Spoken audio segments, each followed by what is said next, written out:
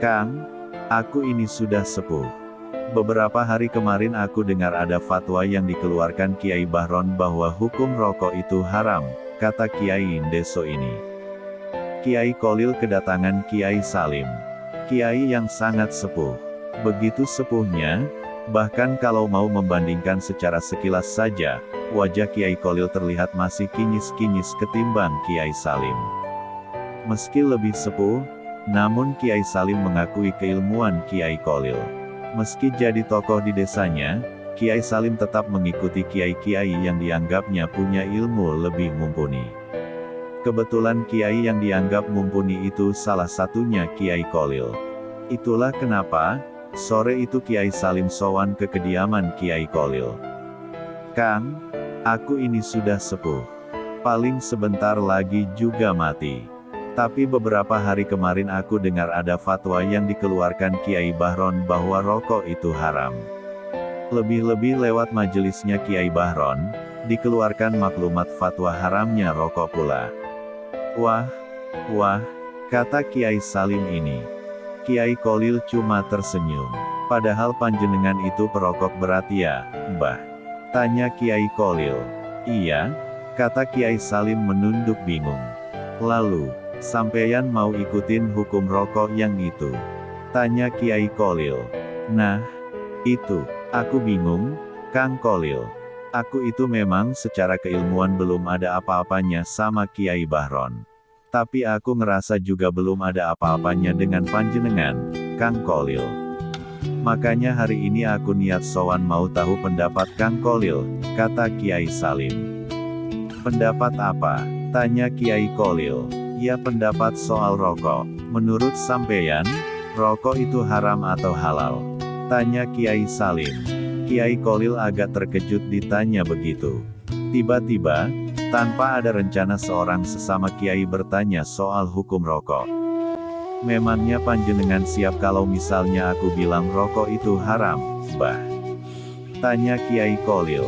Oh, jadi menurut sampeyan rokok itu haram? Kata Kiai Salim, tentu dengan nada sedih. Loh, bukan begitu. Maksudku, memangnya kalau fatwa itu keluar dari mulutku, panjenengan mau ikut, Mbah? Kata Kiai Kholil. Insya Allah, Kang, kalau sampeyan bilang itu haram, mulai detik ini pula aku akan berhenti merokok, kata Kiai Salim. Kiai Kholil agak terkejut. Meski secara keilmuan Kiai Salim ini cuma kiai kampung yang muri-uri musala kampung di desa, tapi kan semua orang juga tahu betapa salehnya Kiai Salim. Selalu konsisten menjadi imam musala dan ngaji di kampungnya, bahkan sampai usianya sekarang yang sudah hampir mendekati kepala 9. Begitu Kiai Kholil akan bicara, tiba-tiba, sebentar, Kang Kholil, sebentar. Sebelum sampeyan mau keluarin fatwa soal hukum rokok, aku cerita dikit boleh? Tanya Kiai Salim. Iya, boleh. Silakan, Mbah, kata Kiai Kholil. Jadi gini, Kang, aku ini kan memang Kiai Ndeso, tua, dan sudah ditinggal mati istri bertahun-tahun lalu.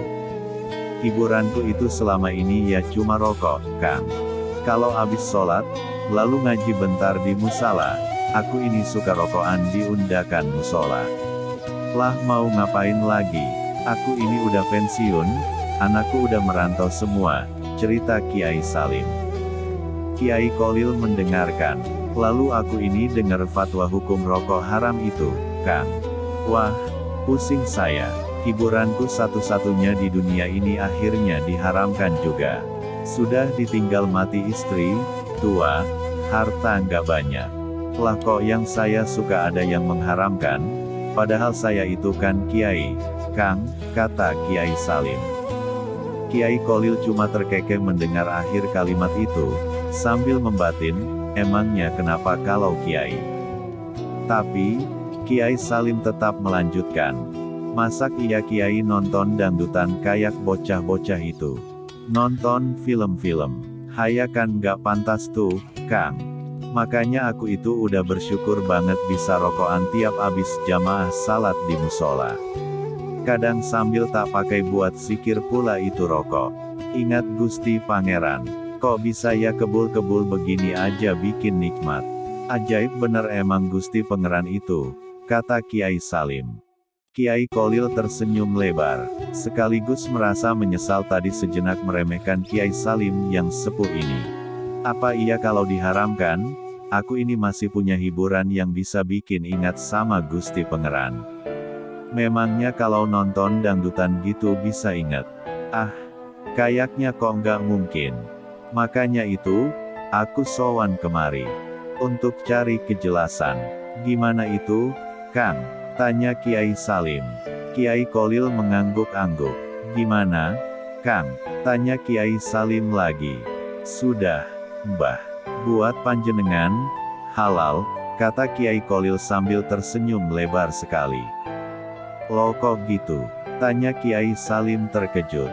Kiai Kholil lebih terkejut lagi mendengar Kiai Salim bertanya. Panjenengan ini pripun, Mbah? Sudah aku bilang halal kok panjenengan malah tanya. Bukannya panjenengan harusnya senang ya? Tanya Kiai Kholil. Bukan begitu, Kang. Aku ini dari rumah sudah siap kalau sampeyan bilang rokok haram kok. Lah kok tiba-tiba halal begini kan aku jadi bingung tuh, Kang, kata Kiai Salim. Kiai Kholil tersenyum. Semakin salut dengan Kiai Salim. Begini, Kang. Hukum rokok sendiri masih ikhtilaf antar ulama. Beda-beda. Kalau Kiai Bahron yang alim bilang haram, ada juga Kiai Syamsuri yang bilang makruh, ada juga Kiai Bisri yang bilang lain lagi. Mereka semua alim dan beda-beda hukum rokoknya, beda pula fatwanya. Lah, menurutku, kalau dengan rokok, panjenengan malah jadi aman di musala kayak gitu. Haya jelas aku bilang rokok itu jadi halal buat panjenengan, Mbah, kata Kiai Kholil. Kiai Salim tersenyum lalu mengeluarkan sesuatu dari sakunya di hadapan Kiai Kholil. Sekantung tembakau dan beberapa batang rokok tingwe yang sudah siap hisap.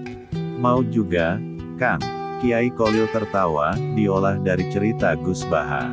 Ada cara unik para ulama Kiai Nusantara dalam menjawab problematika yang tengah terjadi di masyarakat. Lewat dawuh singkat atau isyarat sudah cukup bagi para penanya sebagai jawaban sang Kiai. Kisah berikut bukan untuk menghakimi mana yang lebih baik lebih-lebih menyalahkan pihak yang berbeda pandangan.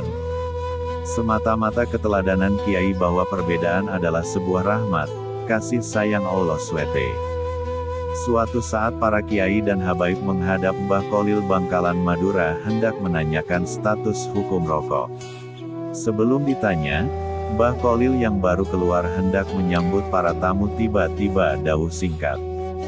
Disunahkan setelah makan untuk udut, merokok.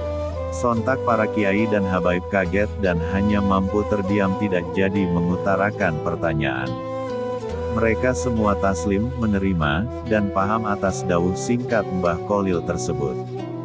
Juga pernah terjadi saat rombongan Kiai Sowan menghadap Habib Lutfi bin Yahya Pekalongan hendak mengutarakan pertanyaan yang sama, status hukum merokok. Semua terdiam saat Habib Lutfi sudah hadir di tengah-tengah mereka.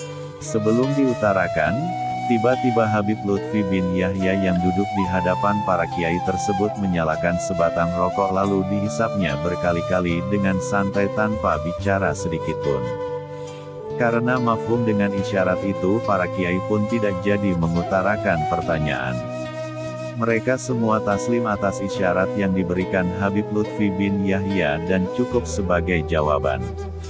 Kedua kisah di atas diriwayatkan dari Gus Mujib Hashim bin Kiai Haji Hashim Jamhari, pengasuh pondok pesantren Zikrul Ghafilin Al-Hashimiyah Danawari Balapulang Tegal.